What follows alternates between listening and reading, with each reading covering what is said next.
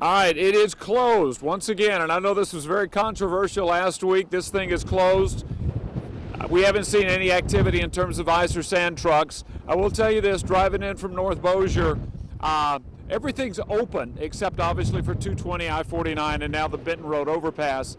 But the roadways are wet. Obviously, it's been raining for a number of hours. There is sleet coming down. You can see areas that appear to be a little bit icy, so you're going to get little spots of potential icing.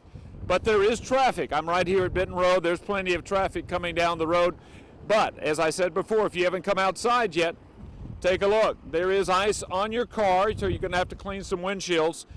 And the potential is for ice on roadways, especially on I-20. Remember those elevated roadways. 7 o'clock tonight, and it is a beautiful home as always. If you come out and take a tour of the house, you can also be eligible for an additional prize, and that's groceries for a year, courtesy of County Market. And you know, like I mentioned last night, your refrigerator probably is full of pictures of your kids. Well, these are our kids. Some of the children that have been to St. Jude, like Allie and Hayden, and all of these that are here. And again, Dr. Mack is the guy who dreamed the whole concept of the KTBS 3 St. Jude Dream Home.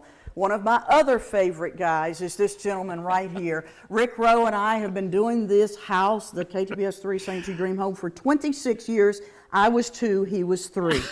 That's right. A drill. Our editor, Brandon Fountain, was there to capture it all to give you this insight on why they do these drills. This is a drill that's being coordinated by the Bossier Office of Homeland Security and Emergency Preparedness.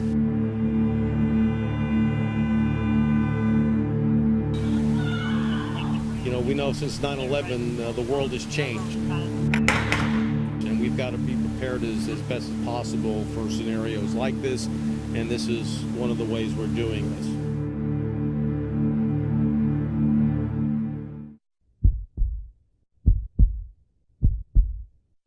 We have a white man that shot 2 people in front of the movie theater in front of Videographer.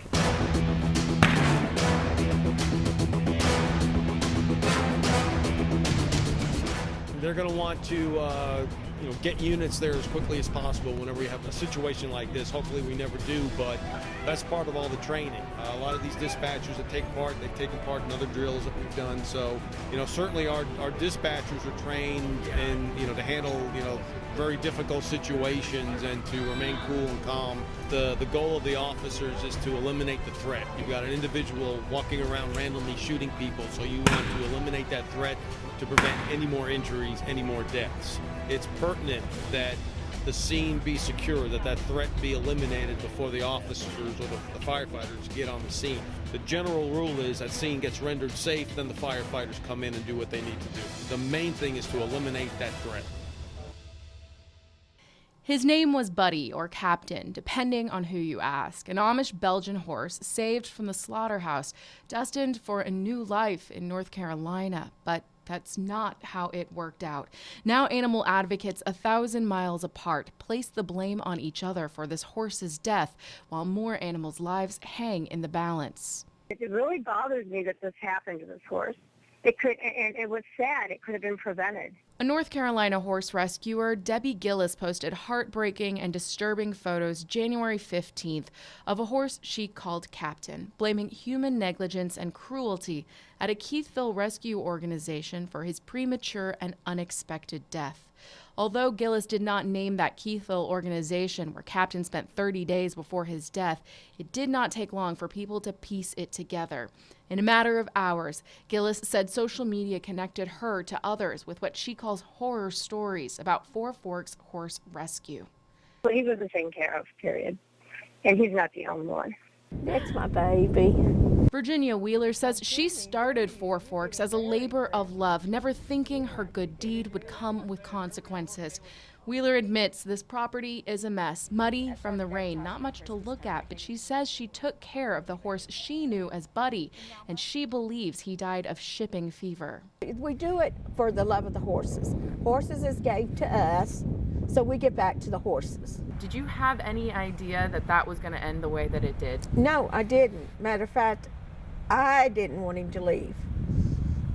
I mean, we get emotionally attached to them. Wheeler says the reaction on social media, hundreds of shares, comments, and likes, people calling her rescue a scam and accusing her of flipping horses for profit, it has taken its toll. It has been horrible, absolutely horrible. Sleepless nights, times crying, times crying, and just wanting to give up. And now it seems she will. Wheeler is scaling back, even though Four Forks is the only horse rescue in the area. I'm kind-hearted. I never say no, but I know now I'm going to have to say no. Wheeler says most rescues are self-funded by their owners. If they had more money, the Wheelers would put it into this rescue. But they don't get state funding, and donations are few and far between. Wheeler says after this negative reaction, she won't help private owners or pull from the kill pen anymore, only taking in the horses seized by law enforcement. She says it is a decision that will likely mean more lives lost, while her detractors say it will save horses from neglect. A long time ago in Bossier Parish, sometime between the 18 and 1900s, a slave who went by the name of Juju looked at a white woman. It would be the end of him, as the townspeople didn't like that. They hunted Juju down and hung him in a tree near a Bossier Parish road. Today that road is known as Swan Lake Road. It forks into two roads, and the one to the right, which has new homes built on it, is the one that leads to a dirt road where it's believed that Juju was actually lynched. To this day, people say his spirit haunts this place, and it's known as Juju Road. Over time, this story, true or not, became an urban legend that even to this day can lead to a ghostly conversation or a ghostly ride. This clip posted on YouTube gives you an idea of what some people do around Juju Road. They try to scare themselves or their girlfriends, and some even have said they've seen a ghost. The ghost of Juju. One blogger wrote, "We saw a black man hanging from a tree. His head was leaning over towards the river next to a tree looking down. We all jumped into our trucks and started going back down the road towards Airline Drive." Then it goes on to say how they turned back around.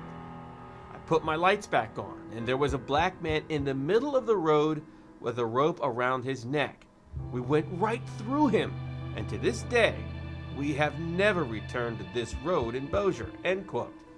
Another person wrote how they saw white hooded figures coming towards them with flaming torches. Okay, wait a minute. Is there any truth to this urban legend that has evolved into a place where high schoolers go to spook out their girlfriends or paranormal believers go to see a ghost? Was there ever a slave named Juju? Or like the legend goes, was a slave ever even hung in Bossier Parish for looking at a white girl or something like that? Bossier historian Marissa Richardson. Since this was a really good area to grow cotton, there were a lot of plantation owners who enslaved many African Americans, and in this area especially, and also in Caddo. Okay, but were there records that suggest some slaves were unjustly hung in Bossier? I believe his name was Prince, and he was taken from the Bossier Parish jail and hung. There were a couple other men who were also just pulled out of the jail. You know, they're kind of in the, I'm trying to figure out the best way to put it. You know, they're in the arm of the law, and then a mob comes and just grabs them and lynches them. But none of the black slaves killed were named Juju. Maybe it was a nickname. I did find online how someone wrote that Juju's full name may have been Juju Montgomery. I checked the list of documented slave names in Bossier Parish and a slave record book titled "No Land, Only Slaves." I found one Montgomery. Another part of the legend says that Juju was buried in a place near Juju Road, and with the help of some people who live off Swan Lake Road, I think I found it. This place has been known as Juju Cemetery, but these are not his headstones because legend has it Juju was buried in an unmarked grave. I found numerous unmarked graves in this small cemetery. Some say this cemetery is haunted too, and the legend of Juju has variations to it. One saying that Juju was actually hung here, from one of these big trees, and that he haunts this area along with his mother, who killed herself after she found out Juju was lynched. So the story goes. So was there ever a slave named Juju lynched off of Swan Lake Road? We may never know for sure, but one thing we do know is that the legend of his existence continues to scare young people who dare take the trip down Juju Road.